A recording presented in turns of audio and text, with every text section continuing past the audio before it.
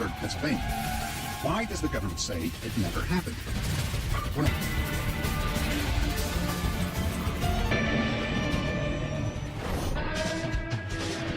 Elvis Presley has been called. It was said he died of a heart attack. Later reports blamed a massive drug overdose. But Presley's own stepbrother is convinced that the king's death was not accidental. Premeditated, planned, took, and killed himself deliberately. Let's see.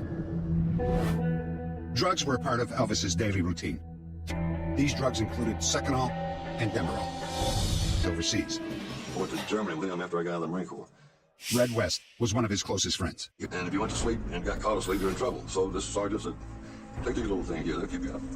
And wow, man, it started feeling good. And In the Army, Elvis returned to his life as an entertainer.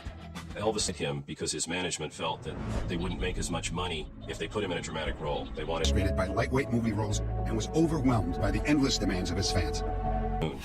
and Graceland more or less became a tune for him. Right did not enter in. So his day-to-day touch with reality had really been removed. Window, seeing 10,000 people who think you can walk on water. Walking out on a stage and seeing 22,000 flashbulbs going off, thinking you are a king.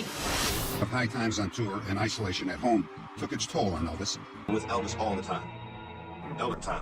Elvis needs his medication. And 3 a.m. It would be attack 3, which was the same contents of attack 1 and 2. Pills per attack, that's 33. Let's call it 3 shots of Demerol. Pills per attack, that's 33. Let's call it 3 shots of Demerol. Pills per attack, that's 33. Let's call it 3 shots of Demerol. But the king didn't welcome his advice. Retaliation. Rock and roll's greatest sex symbol was now reportedly impotent for his next tour. This would be the first time that the fans saw him overweight, not looking good, with the knowledge of what the book contained. He was just really confused. David, Last time I saw Elvis, he said goodbye to me. He was crying. I love you. He hugged me. I'll never ever see you again. The next time you see me, it'll be in a higher place in a different plane. The day Elvis Presley died was different than most. He ignored his usual late-night feast. He was given his 3 attack envelopes, nearly 3 dozen pills. At 9:30 a.m., Elvis got out of bed and went to the bathroom to read. And a few hours later, that's where they found his body. I know there's been a lot of theories and there's been a lot of conjecture. There's always a debate. In Kecksburg, Pennsylvania, 40 miles southeast of Pittsburgh, Look up into the sky and we saw this thing coming over the tops of the trees.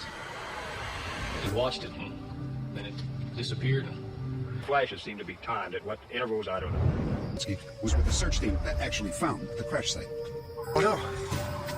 Here was this humongous metal object, half buried in the ground, about 6, 7, 8 foot around. Looked exactly like a fresh acorn that you pick off of a tree. There was no wings. There was nothing whatsoever that would identify it as a aircraft that I would know. Hieroglyphics. It was markings like stars and shapes and figures and circles and lines. So we're all standing around this thing, wondering what the heck it could be. Immediately told us to leave. We are in charge. An hour later, military authorities took over a farmhouse. Standing around in groups talking.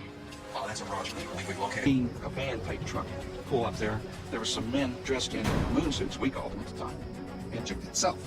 Maybe there was something inside the object that the military Tell us that this object was coming in at a very, very slow speed of descent. A capsule of some kind, from whether it was one of ours or... investigating UFOs. They would keep all information associated with the unit's involvement in that site, 5. Or the possibility exists that we may indeed be dealing with an extraterrestrial spacecraft. Gregory James Webber. And once I did see the photographs, I knew that that was Gregory John Webb. Was charged of manslaughter. He was sentenced to 7 to 18 years.